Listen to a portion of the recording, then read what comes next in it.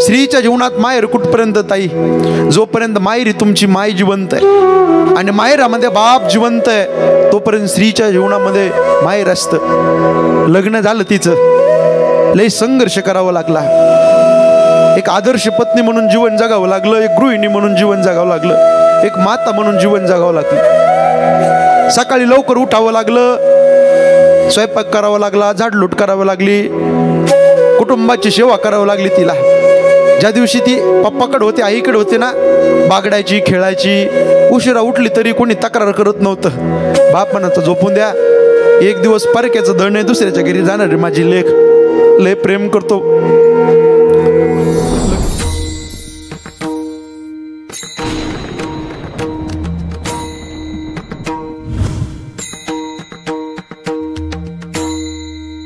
साहेब मी जालन्याचा आहे बरं का अमोल भाऊ. जालना, बीड, परभणी, नांदेड, छत्रपती संभाजीनगर, मराठवाड्याचा सर्वे केला आज तागायत. खाली विदर्भ, इकडं खानदेश, पश्चिम महाराष्ट्र, उत्तर दक्षिण महाराष्ट्र. साहेब एवढी भयावह परिस्थिती आहे. ड्रिंक करून लोक गाड्या चालवतात. म्हणून सगळ्यांना माझी विनंती आहे, दारू पिऊ नका, व्यसन करू नका. अरे जाम पर जाम पीने से क्या फायदा, सुबह पियोगे शाम को उतर जाएंगी, लेकिन हरिनाम का पीला पीकर देख तेरी जिंदगी सुधर जाएगी. मी इथून कोपऱ्यापासून तळमळीने सांगतो, आज घराच्या या बंगल्याच्या वास्तुशांतीनिमित्त या शिर्के परिवार एवढा मोठा कार्यक्रम आयोजित केला. मी तळमळीनं पोटतिडकीने सांगतो, दारू सोडा आणि संसार जोडा. लय दारू पिली लिव्हर फुटेल, गुटखा खाल्ला तोंड फुटेल, पण इथं कीर्तनाला समोर येऊन जर बसला ना आयुष्याचं बंधन तुटेल. आणि 2 जन्म देणाऱ्या मायबापाची सेवा करा. आज या ठिकाणी एवढा जनसमुदाय उपस्थित आहे, सगळ्यांना माझी विनंती आहे, आई वडील हे पात्र आकाशाच्या उंचीचं आहे. असल्यावर कळत नाही, नसल्यावर मिळत नाही. तुम्ही रडाल सगळे जाता जाता. ज्याला हात नाही त्याला विचारू हाताचं दुःख काय, ज्याला पाय नाही त्याला विचारू पायाचं दुःख काय, ज्याला डोळे नाही त्याला विचारा डोळ्याचं दुःख काय. आणि ज्याच्या जीवनात आई निघून जाते आणि ज्याच्या जीवनात ईश्वरा समान बाप निघून जातो ना, त्यांना विचारा आई बापाचं दुःख काय. आई मायेचा सागर, समृद्धाची घागर, चैतन्याचा जागर. आई भाजीतलं मीठ, आई हक्काचं व्यासपीठ, आई थंडगार वारा, आई मायेचा उभारा, आई पावसाची रिमझिम, आई ढगांचा कडकडाट, आई दुधावरची साय, आई वासराची गाय, आई लंगड्याचा पाय, आई पांगळ्याच्या हातातली काठी. आ म्हणजे आत्मा, ई म्हणजे ईश्वर, ईश्वराचं वास्तव्य जिच्यामध्ये सज्जन आहोत तिला आई म्हणतात. सांभाळा माझ्या राजांनो, जोपर्यंत जिवंत आहे ना त्यांची सेवा करा. मी तळमळीने सांगतो, आई किती प्रेम करते. अमोल साहेब, डोळे मिटून प्रेम करते तिला प्रेयसी म्हणतात, डोळे उघडे ठेवून प्रेम करते तिला मैत्रीण म्हणतात, डोळे वटारून प्रेम करते तिला बायको म्हणतात, आणि डोळे मिटेपर्यंत प्रेम करते तिला आई म्हणतात. अरे 7 समुद्राच्या पलीकडे गेलेला सूर्य तुम्हाला दिसेल मंडळी, पण एकदा मातीच्या आड गेलेली आई आणि मातीच्या आड गेलेला बाप पुन्हा दिसणार नाही. सांभाळा राजाओ, सेवा करा त्यांची. लय मोठं दुःख असतं. किती प्रेम करते माय. स्त्रीच्या जीवनात माहेर कुठपर्यंत ताई, जोपर्यंत माहेरी तुमची माय जिवंत आहे आणि माहेरामध्ये बाप जिवंत आहे तोपर्यंत स्त्रीच्या जीवनामध्ये माहेर असतं. लग्न झालं तिचं, लय संघर्ष करावा लागला. एक आदर्श पत्नी म्हणून जीवन जगावं लागलं, एक गृहिणी म्हणून जीवन जगावं लागलं, एक माता म्हणून जीवन जगावं लागलं. सकाळी लवकर उठावं लागलं, स्वयंपाक करावा लागला, झाडलोट करावी लागली, कुटुंबाची सेवा करावी लागली तिला. ज्या दिवशी ती पप्पाकडे होते, आईकडे होते ना, बागडायची, खेळायची, उशिरा उठली तरी कोणी तक्रार करत नव्हतं. बाप म्हणायचं झोपून द्या, एक दिवस परक्याचं धन आहे, दुसऱ्याच्या घरी जाणार रे माझी लेक, लय प्रेम करतो. लग्न झालं, स्त्रीच्या जीवनात दिव्य अग्नी परीक्षा असते साहेब. किती परीक्षा असते. गळा तिचा आहे पण मंगलसूत्र तुमच्या नावचं घालते, कपाळ तिचे पण कुंकू तुमच्या नावचं लावते, हात तिचे पण बांगड्या तुमच्या करता घालते, पाय तिचे पण जोडवे तुमच्या करता घालते. हो 22 सुवासिनीसारखे जीवन जगते. हो हाड्याचे काढ करते, रक्ताचं पाणी करते, नेत्राचा दिवा करते, हाताचा पाळणा करते. का? माझ्या प्रपंच करता, माझ्या संसारा करता. चिमुरडे लहान लहान लेकर आहेत, जे आम्हाला मिळालं नाही ते आमच्या लेकरा बाळाला मिळावं. या आई वडिलाची भीत बसलेल्या प्रत्येकाची तळमळ असते, इच्छा असते. आम्ही गरिबीत खडतर दिवस काढले, पण माझ्या मुलाचे चांगले दिवस आले पाहिजे, माझ्या मुलीचे चांगले दिवस आले पाहिजे हे म्हणणारे मायबाप असतात. गड्या फार प्रेम करत असतात. हळूहळू तुमच्या खांद्याला खांदा देऊन ती जीवन जगते. बायको शब्दाचा अर्थ असा आहे, बा य को. बा म्हणजे तुमच्या बाजूने, ये म्हणजे येईल त्या परिस्थितीमध्ये, को म्हणजे कोणाचीच नसताना शेवटच्या क्षणापर्यंत नवऱ्याची साथ देते, तिला बायको म्हणतात. फार प्रेम करत असते. माहिती तुम्ही रडायला जाता जाता दिवाळीचा सण आला. माहिती दिवाळीच्या सणाच्या दिवशी तुमची मुलगी तुम्हाला भेटायला आली माहेरी, थकली म्हातारी झाली माहे, पांढरे केस झाले, सुरकत्या वळल्या, गालाच्या खाचड्या, बंगल्याच्या समोर थकलेली म्हातारी माहे. 30-35 वर्षाची मुलगी ज्या वेळेस 60-65 वर्षाच्या आईला भेटता जाते ना माहेरी, माहेरातली माहिती पुलीची मुलीची पिशवी कधी रिकामी देत नाही.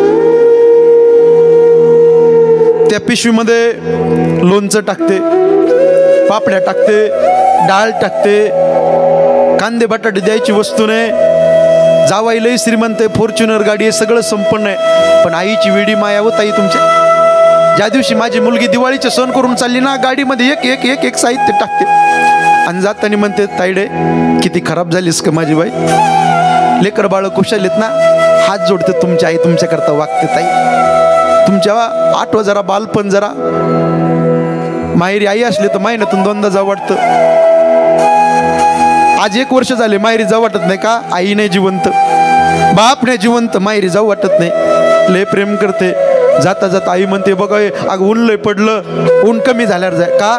माझ्या लेकीच्या अंगाला ऊन लागेल हे म्हणणारे हक्काचे असते ताई तुमच्या जीवनात. ज्या दिवशी तुमची आई निघून जाते देवा घरी, हे लोकांची यात्रा संपून परलोकामध्ये आई निघून जाते ना, माहेरामध्ये पाहुण्यासारखं उभं राहावं लागतं. लय मोठं दुःख असतं.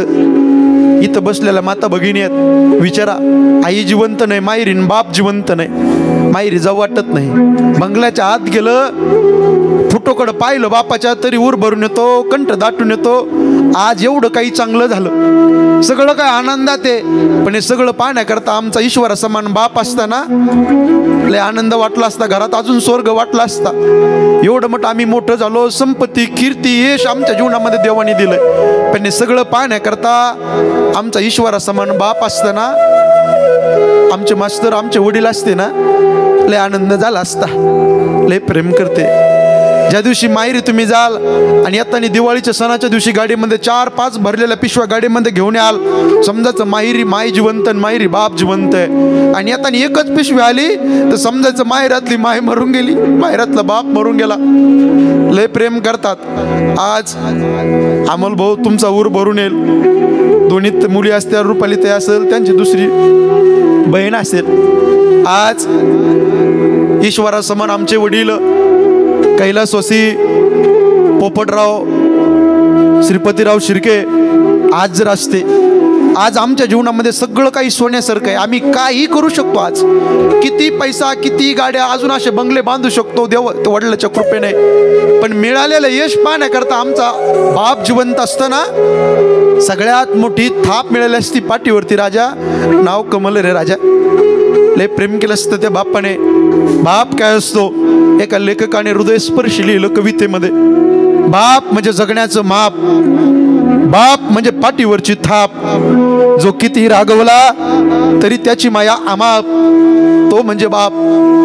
बाप म्हणजे यशाकडे नेणारी शिडी, संकटातून पार करणारी होडी, जो तिखट बोलला तरी आयुष्यभराची गोडी, तो म्हणजे बाप. बाप म्हणजे शिस्तबद्ध धाक, जगणं आपोआप, आयुष्याच्या समुद्रभागी दीपस्तंभाची झाक, तो म्हणजे तुमचा माझा बसलेला देव माणूस बाप. म्हणून त्या बापाची सेवा करा मंडळी.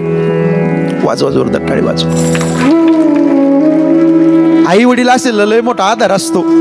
आज साहेब सचिन तेंडुलकरला भारतरत्न पुरस्कार मिळाला. दीपालीताई एवढा मोठा पुरस्कार मिळाला. सचिन तेंडुलकरला त्या मीडियावाल्यांनी, सोशल मीडियावाल्यांनी, पत्रकारांनी प्रश्न विचारला. ताई काय प्रश्न विचारला?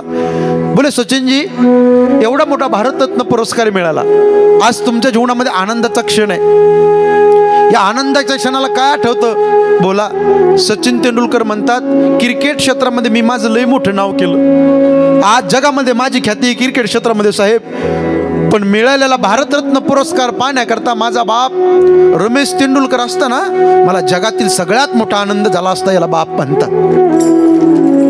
बापाचं दुःख असतं. एवढे मुलं बसलेत पाठीमागं. दादा मी तळमळीने धर्माचं काम करतोय महाराष्ट्रामध्ये. मी भाऊ या नात्याने सांगतो, ज्या दिवशी बाप जातो ना, ज्याचं जळतं ना त्याला रग लागत असते. त्याची मन आहे आपल्याकडे, सोपं नाही. आई वडील गेले ना लय मोठं दुःख असतं पाड्यासारखं. बाप असला संघर्ष करण्याची ताक असती. बाप म्हणजे पाठीचा कणा, बाप म्हणजे संघर्षाची धार, बाप म्हणजे बंगल्याची शोभा, बाप म्हणजे घराचा पाया, बाप म्हणजे घराचा कळस. तुकोबाराय म्हणतात बाप करी जोडी लेकुराचे ओढी, आपुली कुरवंडी वाळोनिया, एकाएकी केला मिरासीचा धनी, गडी वागुनी बार खांदी. बाप काय असतो त्यांच्याकडे पादारा. ताई संस्थेतले मुलं आहेत ना, एखाद्या महाराजाच्या संस्थेमध्ये यांचा बाप त्यांची पेटी ठेवून देतो, वया पुस्तकं घेऊन देतो, हॉस्टेलमध्ये एखाद्या ठेवून देतो. पण बाप मुला देखत कधी रडत नाही रडत. मी जर रडलो तर माझा मुलगा महाराजाच्या संस्थेमध्ये राहणार नाही, तो घरी पळून येईल. बाप रडतो.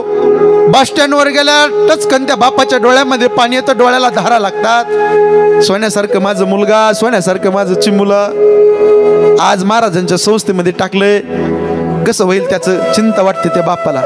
तळा त्याच्या पोटाप्रमाणे मुलाचा सांभाळ केला.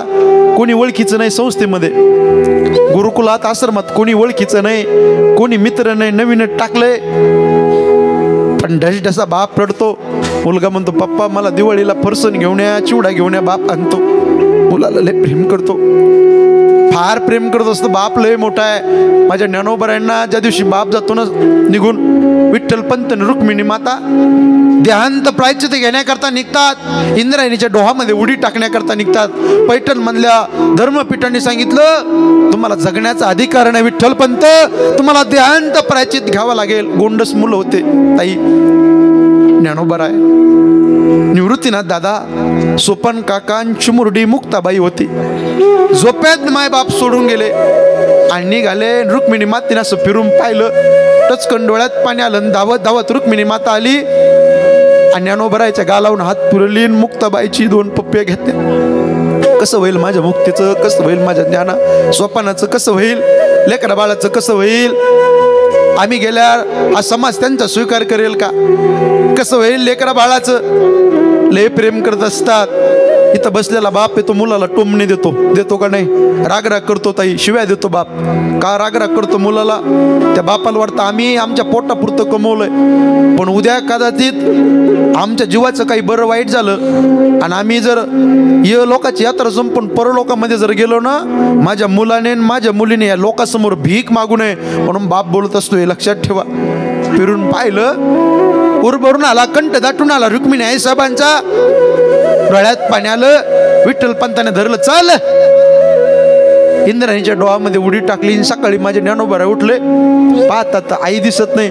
पत्र वाचलं, टचकन डोळ्यात पाणी आलं. पांडुरंगाचं दर्शन घेतलं. मधुकरी मागण्याकरता जोडी घेतली साहेब आणि गावात फिरू लागले.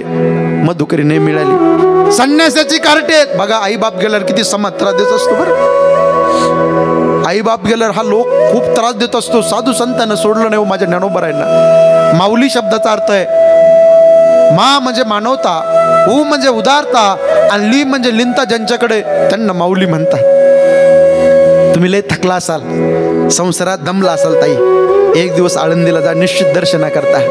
अरे लाही लाही जीवाला झाडं देते रे सावली, ज्याला जगी नाही कोणी त्याला माझ्या आळंदीची ज्ञानोबा माऊली, ज्ञानोबा माऊली. ती माऊली तुम्हाला कुशीत घेईल. जगाची माई, योगाची मायबाप, साधकाचे मायबाप, अनाथाचे माय माझी माय झाली, माऊली झाली. मधुकरी मागण्याकरता गावात जावं, नाही भेटली. थोडीशी इथं साहेब थोडंसं पीठ भेटलं माझ्या ज्ञानोबाऱ्यांच्या जोडीत, पण समाजाने दिलं नाही. इसोबा खेचर धावत आलाय, ज्ञाना जगण्याचा अधिकार नाही, संन्यासाची मुलच आहे, कार्ट्यावर चालतं वा. इंद्रायणी बाटवली तुम्ही, आळंदीत राहण्याचा अधिकार नाही तुम्हाला, चालते वा. ठचकन डोळ्यात पाण्याला उर भरून आला. काका ही पीठ घेऊन चाललोय, माझी लहान बहीण आहे मुक्ता, तिला भूक लागली, रडते, बाबा कुठं गेले विचारते, सारखं हंबरडा पडून रडते मुक्ता, म्हणून भिक्षा घेऊन चाललोय. बघा समाज किती त्रास देतो. ती झोळी घेतली ताई, खाली फेकून दिली. माझ्या ज्ञानोबरायची मातीने पीठ एक रूप केलं, असं मिसळून चालतं लात मारली.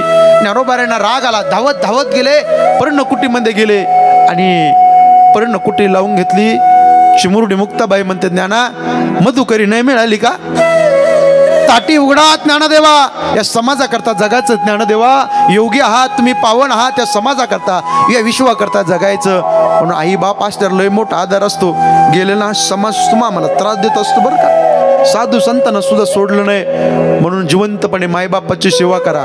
एवढा समाज बसलाय आज या सिरके कुटुंबाच्या वतीने, अमोल भाऊंच्या साहेबांच्या, प्रतीक दादाच्या आमंत्रणामुळे एवढं लांबून जाणण्यावर आलो. जाता जाता सांगतो, असा मोठा बंगला बांधा. सगळ्यांना सांगतो, पाठीमागं बसले माझ्या दादांनो ऐका, मोठा बंगला बांधा, जसा या परिवाराने बांधा. पण त्या बंगल्याच्या समोर दादा, पाळण्यामध्ये एका बाजूला म्हातारी माय बसलेली असून द्या आणि एका बाजूला म्हातारा बाप बसलेला असून द्या, खरी शोभा तुमच्या बंगल्याची असते, लक्षात ठेवा. लय प्रेम करतात. आज आईने तुमच्याकरता सगळं काही केलं भाऊ. आई वडिलाच्या नंतर 33-35व्या वर्षी वडिलाचं छत्र तुमच्या जीवनातून घेऊन गेलं. तुम्ही पोरके झाला, तानाच झाला, पण तुम्ही धीर सोडला नाही, तुम्ही खचले नाहीत. वडिलाचं छत्र गेले म्हणून शून्यातून विश्व निर्माण केलं. खरोखर आज तुमच्या वडिलांनी हा कार्यक्रम पाहिला, या बंगला पाहिला, तर वडील तुम्हाला स्वर्गातून आशीर्वाद देतील भाऊ. आणि वडिलाच्या आशीर्वादामध्ये तुम्ही उभा आयुष्य सुखाने समाधानाने जीवन जगल्याशिवाय राहणार नाही. म्हणून माझी तळमळीने विनंती, सांभाळा मायबापाला. गेल्याच्या नंतर फक्त डोळ्यात पाणी येत असतं. पवित्र तुळशीची माळा गळ्यामध्ये घाला, आळंदी पंढरपूरची वारी करा. आणि या मंगल प्रसंगी आपण सगळे या वास्तूच्या निमित्ताने, या शिवराग बंगल्याच्या निमित्त आपण एवढा समाज उपस्थित आहे. मायबाप सगळ्यांना दंडवत करतो, सगळ्यांना विनम्र भावे अभिवादन करतो आणि झालेली कीर्तन रूपी सेवा भगवंताच्या चरणी समर्पित करतो. जे योग्य असेल माझे गुरुवर्य पैठण निवासी रखमाजी महाराज नवले बाबांचं आहे. अयोग्य असेल माझ्या बुद्धीचा दोष म्हणून क्षमा करा, माफ करा. नुणते पुरते अधिकचे सरते करून घ्यावे तुमचे विनोद असे.